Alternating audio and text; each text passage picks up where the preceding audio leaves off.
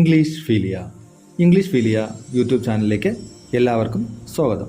Kerala PSC എക്സാമിന് തയ്യാറെടുക്കുന്നവർക്കായി English grammar complete ആയി പഠിപ്പിക്കുന്ന യൂട്യൂബ് വീഡിയോ സീരീസിലെ 29ാമത്തെ വീഡിയോയിലേക്ക് എല്ലാവർക്കും സ്വാഗതം. ഇന്ന് നമ്മൾ പഠിക്കാൻ പോകുന്നത് shall, should, will and would.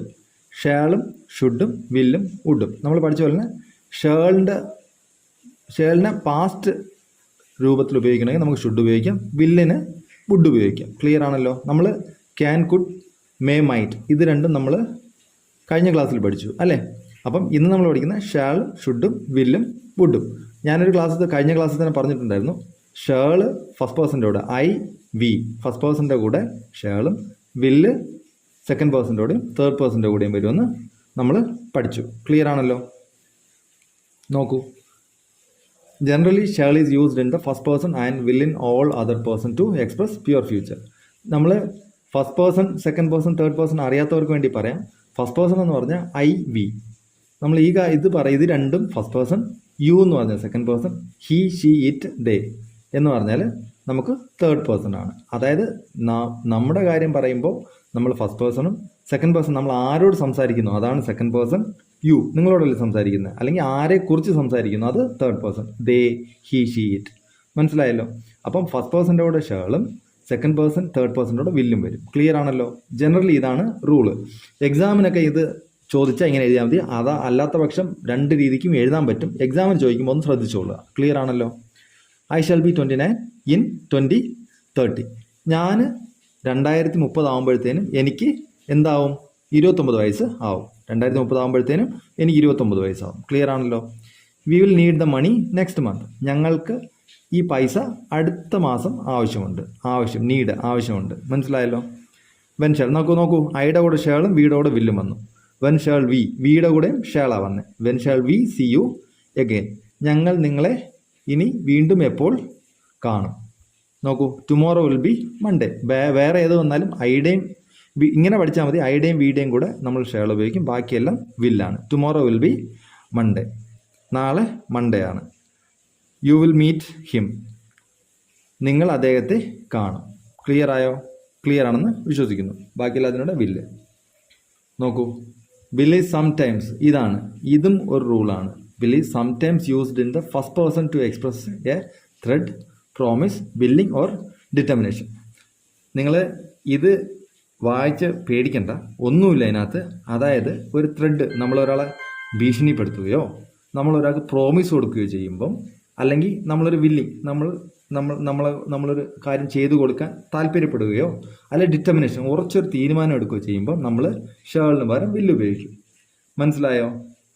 First പേഴ്സണിൽ, അതായത് നമ്മളിപ്പോൾ പഠിച്ച എന്താ, ഫസ്റ്റ് പേഴ്സണിൽ ഷേൾ ഉപയോഗിക്കണമെന്ന് പഠിച്ചു. പക്ഷേ അത് നമ്മൾ വില്ല് ഐയുടെ കൂടെയും വീയുടെ കൂടെയും വില്ല് ചേർത്ത് കഴിഞ്ഞാൽ അത് നമുക്ക് അതിൻ്റെ സെൻറ്റൻസിൻ്റെ അർത്ഥം മാറും.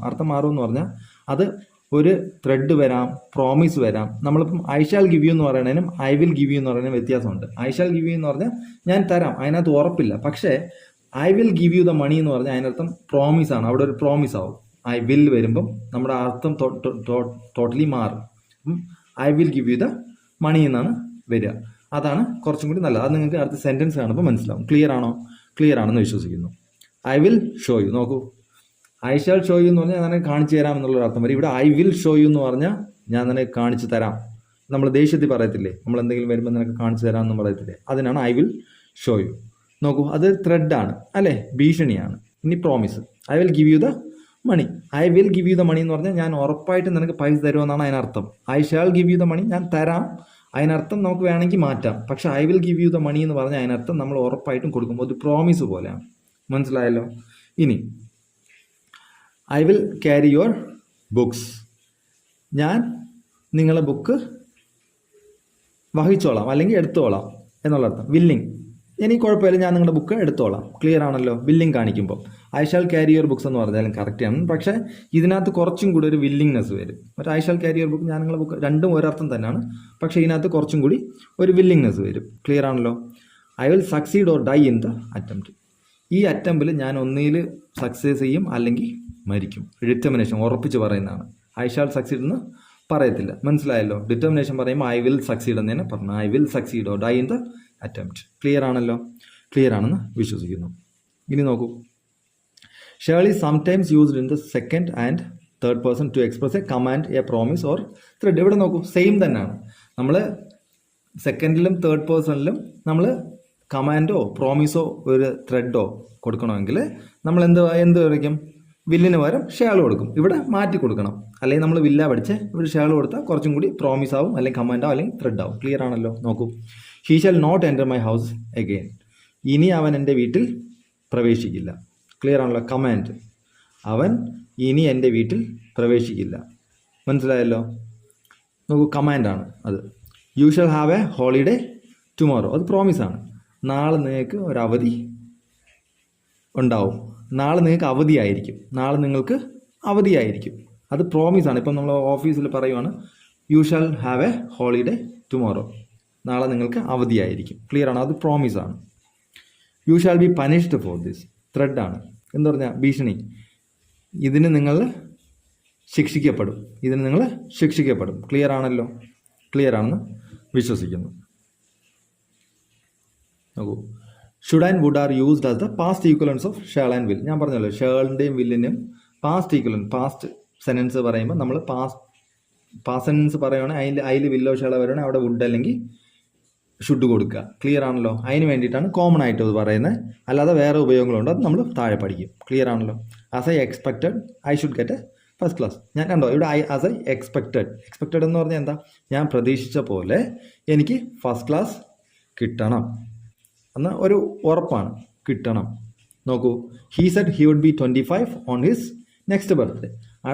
അദ്ദേഹം പറഞ്ഞു അടുത്ത ബർത്ത്ഡേ ആകുമ്പോഴത്തേനും അദ്ദേഹത്തിന് 25 ആവും. He would. നമ്മൾ കണ്ടോ, വില്ലിന് പകരം വുഡ് എഴുതി, ഷേളിന് പകരം ഷുഡ് എഴുതി. അത്രേ ഉള്ളൂ, വേറെ വ്യത്യാസമൊന്നുമില്ല. ഫസ്റ്റ് പേഴ്സണിൽ ഷേളും അത് ഷുഡായി മാറി. പിന്നെ നമ്മൾ പഠിച്ചത് ഓർമ്മയുണ്ടല്ലോ, പ്രോമിസോ അത് ഉറപ്പായിട്ട് തന്നിട്ടുണ്ടെങ്കിൽ പ്രോമിസാണ്. പിന്നെ ത്രെഡ്, പിന്നെ ഡിറ്റർമിനേഷൻ, അങ്ങനെ എന്തെങ്കിലും തന്നിട്ടുണ്ടെങ്കിൽ നമ്മൾ ഉറപ്പായിട്ട് അത് നോക്കി നമ്മൾ മാറ്റി എഴുതണം. ക്ലിയർ ആണല്ലോ? ഐയുടെ കൂടെ വില്ല് വരും, ഹീയുടെ കൂടെ ഷാൾ വരും. അത് നിങ്ങൾ ഓർത്തോണം. നോക്കൂ, she said she would carry my books. അവൾ പറഞ്ഞു അവൾ എൻ്റെ ബുക്കും കൂടെ ക്യാരി ചെയ്തോളാമെന്ന് അവൾ പറഞ്ഞു. എൻ്റെ ബുക്കും കൂടെ അവൾ ക്യാരി ചെയ്തോമെന്ന് അവൾ പറഞ്ഞു. ക്ലിയർ ആണല്ലോ? She would sit for hours listening to music. ഇത് പാസ്റ്റ് ഹാബിറ്റാണ്. ഒരു പാസ്റ്റ് ഹാബിറ്റ് പറയാനും നമുക്കിത് പറയാം. She would sit for hours listening to music. പാട്ട് കേട്ടുകൊണ്ട് അവൾ കുറേ നേരം ഇരിക്കുമായിരുന്നു. പാസ്റ്റ് ഹാബിറ്റാണ്. പഴയ കാര്യങ്ങൾ പറയാം. ക്ലിയർ ആണല്ലോ? ഇനി should is used in all person to express duty or obligation. നോക്കൂ, ഷുഡ് എല്ലാ പേഴ്സൺസിലും ഉപയോഗിക്കാം. എന്തിനാ? ഡ്യൂട്ടി അല്ലെങ്കിൽ ഒബ്ലിഗേഷൻ. നമ്മുടെ ഡ്യൂട്ടി വരത്തില്ലേ, നമുക്കൊരു ഡ്യൂട്ടി ഉണ്ട്, ആ ഡ്യൂട്ടി അല്ലെങ്കിൽ ഒബ്ലിഗേഷൻ എന്ന് പറഞ്ഞാൽ എന്താ? കടമ. നമ്മുടെ കടമയ്ക്ക് വേണ്ടിയിട്ടോ ഡ്യൂട്ടിക്ക് വേണ്ടിയിട്ടോ നമ്മൾ ഷുഡ് എല്ലാ പേഴ്സണിലും ഉപയോഗിക്കാൻ പറ്റും. അത് നമ്മൾ നോക്കണ്ട. നമ്മൾ നേരത്തെ പഠിച്ച പോലെ തന്നെ ഷുഡ് എല്ലായിടത്തും ഉപയോഗിക്കാം. ഒരു കടമയോ ഡ്യൂട്ടിയോ, നമ്മുടെ ഡ്യൂട്ടി ആണെങ്കിലും അല്ലെങ്കിൽ കടമയാണെങ്കിലും നമ്മൾ എന്തുപയോഗിക്കണം? ഷുഡ് ഉപയോഗിക്കാം. ക്ലിയർ ആണല്ലോ? We should obey the laws. നോക്കൂ, നമ്മുടെ കടമയല്ലേ അത്, അല്ലെങ്കിൽ ഡ്യൂട്ടി, നമ്മുടെ ഡ്യൂട്ടിയാണ്. We should obey the laws. നമ്മൾ ലോസ് എന്ന് പറഞ്ഞാൽ എന്താ? ലോസിൻ്റെ മലയാളം എന്താ? ലോസിൻ്റെ മലയാളം എനിക്ക് ഓർമ്മ വരുന്നില്ല. നിങ്ങൾ കമൻറ്റ് ചെയ്യുക. Okay, we should obey the laws. Okay, നമ്മൾ ലോസ് എപ്പോഴും ഒബേ ചെയ്യണം. ക്ലിയർ ആണല്ലോ? ക്ലിയർ ആണെന്ന് വിശ്വസിക്കുന്നു. പിന്നെ you should keep your promise. നിങ്ങളുടെ പ്രോമിസ് കീപ്പ് ചെയ്യണം. കണ്ടോ, അത് നിങ്ങളുടെ ഡ്യൂട്ടിയാണ് അല്ലെങ്കിൽ നിങ്ങളുടെ കടമയാണ്. ഡ്യൂട്ടി അല്ലെങ്കിൽ ഒബ്ലിഗേഷൻ വന്നാൽ നമ്മൾ ഷുഡ് ഉപയോഗിക്കാം. ലോ എന്ന് പറഞ്ഞാൽ നിയമമാണ് കേട്ടോ. നിയമം നമ്മൾ we should obey the laws. Laws എന്ന് പറഞ്ഞാൽ എന്താ? നിയമം നമ്മൾ പാലിക്കണം. You should keep your promise. നിങ്ങളുടെ പ്രോമിസ് കീപ്പ് ചെയ്യണം. ക്ലിയർ ആണല്ലോ? കീപ്പ് ചെയ്യണം എന്ന് പറഞ്ഞാൽ പാലിക്കണം. Children should obey their parents. അത് അവരുടെ ഡ്യൂട്ടി അല്ലേ, അല്ലെങ്കിൽ അവരുടെ കടമയല്ലേ? Children should obey their parents. നോക്കൂ, ക്ലിയർ ആയല്ലോ? Should and would are also used as in the example below. താഴെ കാണിച്ചിട്ടുള്ള എക്സാമ്പിൾസ് പോലെയും ഇത് നമുക്ക് ഉപയോഗിക്കാം. I should or would like you to help her. നിങ്ങൾ അവളെ ഹെൽപ്പ് ചെയ്യണമെന്ന് ഞാൻ ആഗ്രഹിക്കുന്നു. Like you to help her. നിങ്ങൾ അവളെ ഹെൽപ്പ് ചെയ്യണമെന്ന് ഞാൻ ആഗ്രഹിക്കുന്നു. ഷുഡ് അല്ലെങ്കിൽ വുഡ് വന്നിട്ട് ലൈക്ക് വന്ന is a polite form of want. നമ്മൾ ആഗ്രഹം പൊളൈറ്റ്ലി പറയുന്നതാണ്. നമ്മൾ എന്ത് പറയുന്നത്? ആഗ്രഹം വാണ്ടെന്ന് പറഞ്ഞാൽ എന്താ? ആഗ്രഹം പൊളൈറ്റ് ആയിട്ട് പറയുന്നതിനാണ് നമ്മൾ എന്ത് പറയണേ? Should would plus like. I should like അല്ലെങ്കിൽ I would like you to help. Clear ആയോ? അതുപോലെയാണ് നമ്മൾ ലെറ്റർ ഒക്കെ എഴുതുമ്പം, നമ്മൾ സീനിയർ ഓഫീസേഴ്സിന് ലെറ്റർ എഴുതുമ്പോൾ ഇത് നിങ്ങൾ ഓർത്തിരിക്കണം. I would like to state a few line for your kind consideration എന്ന് നമ്മൾ എഴുതും. I would like to state a few line. മനസ്സിലായോ? ഐ വുഡ് ലൈക്ക് അതിൻ്റെ ആഗ്രഹമാണ്. മനസ്സിലായോ? Few lines for your kind consideration. മനസ്സിലായോ? അങ്ങനെ നമ്മൾ എഴുതും. അതെന്തുകൊണ്ടാണ്? അത് പൊളൈറ്റ് ഫോം ഓഫ് വോണ്ടാണ്. അത് നമുക്ക് പറയാൻ പറ്റും. ലെറ്റർ എഴുതുമ്പോൾ അങ്ങനെ നമ്മൾ എഴുതാറുണ്ട്. ക്ലിയർ ആണോ? നോക്കൂ. Would you lend me your scooter please. Would you is more polite than will you. Will യുവിനെക്കാട്ടിലും മോർ പൊളൈറ്റ് ആണ് വുഡ് യു. പക്ഷേ would you lend me your scooter എന്ന് പറഞ്ഞാൽ അർത്ഥം എന്താ? Would you lend me your scooter. നിങ്ങൾ എനിക്ക് നിങ്ങളുടെ സ്കൂട്ടർ കടം തരാമോ ദയവ് ചെയ്ത് എന്ന് ചോദിക്കും. നമ്മൾ പെർമിഷൻ ചോദിക്കുകയാണ്. പെർമിഷൻ അല്ലേ അത് ചോദിക്കുന്നത്? ക്വസ്റ്റ്യൻ അല്ലേ? അപ്പോൾ നമുക്ക് ഇതിനെക്കാട്ടിയും നമ്മൾ പഠിച്ചില്ലേ? മേ വെച്ച് പഠിച്ചു അല്ലേ? May I borrow your scooter എന്ന് ചോദിച്ചാൽ ഇതിനെക്കാട്ടിയും ഫോർമലുമാണ്, പൊളൈറ്റുമാണ്. ക്ലിയർ ആണല്ലോ? പിന്നെ would you lend me your scooter എന്ന് ചോദിച്ചാലും തെറ്റില്ല, അതും കറക്റ്റാണ്. നമുക്ക് കുറേ രീതിയിൽ ചോദിക്കാം. നമ്മൾ എല്ലാം പഠിക്കണ്ടേ? പഠിച്ചാലേ ഒരാൾ ചോദിച്ചാൽ നമുക്ക് മനസ്സിലാവുള്ളൂ അദ്ദേഹം എങ്ങനെയാണ് ചോദിക്കുന്നതെന്ന്. മനസ്സിലായില്ലേ? അതിന് വേണ്ടിയിട്ടാണ് ഇങ്ങനെ പഠിക്കുന്നത്. ക്ലിയർ ആണോ? ഇനി you should have been more careful. ഇവിടെ നോക്കൂ. You should have been more careful. നമ്മൾ ഇത് പഠിച്ചു.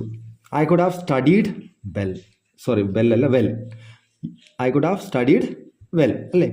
അപ്പം എന്താ അർത്ഥം? എനിക്ക് നന്നായിട്ട് പഠിച്ചിരിക്കാമായിരുന്നു. അതിനർത്ഥം എന്താ? ഞാൻ പഠിച്ചില്ല. അതുപോലെ തന്നെ U should have been more careful. നിങ്ങൾ മോർ കെയർഫുൾ ആയിരിക്കണമായിരുന്നു. നിങ്ങൾ ആയിരുന്നില്ല. നിങ്ങൾ കെയർഫുൾ ആയിരുന്നില്ല, കെയർഫുൾ ആയിരിക്കണമായിരുന്നു. മനസ്സിലായോ? ക്ലിയർ ആണല്ലോ? എന്തെങ്കിലും നമ്മൾ അപകടം പറ്റിക്കഴിഞ്ഞാൽ നമ്മളിങ്ങനെ അവരോട് പറയും U should have been more careful. നിങ്ങൾ കുറച്ചും കൂടി കെയർഫുൾ ആയിരിക്കണമായിരുന്നു എന്ന് പറഞ്ഞാൽ കെയർഫുൾ ആയിരുന്നില്ല എന്നാണ് അതിനർത്ഥം. അത് സെയിം ആണ്. ആ വുഡും നമ്മൾ കുഡും മൈറ്റും പഠിച്ചല്ലോ, അതിൻ്റെ സെയിം തന്നെയാണ്. നോക്കൂ, ഇവിടെ നോക്കൂ. Should plus perfect infinity indicates a past obligation that was not fulfil. ഞാനിപ്പോൾ പറഞ്ഞു തന്നെയാണ്. അത് നമ്മൾ ഫുൾഫിൽ ചെയ്യാത്ത കാര്യമാണ്. അതുകൊണ്ടാണ് you should have been more careful. Clear ആണല്ലോ? അതായത് നിങ്ങൾ കെയർഫുൾ ആയിരുന്നില്ല, കുറച്ചും കൂടി കെയർഫുൾ ആയിരിക്കണമായിരുന്നു എന്നാണ് അതിനർത്ഥം. നോക്കൂ.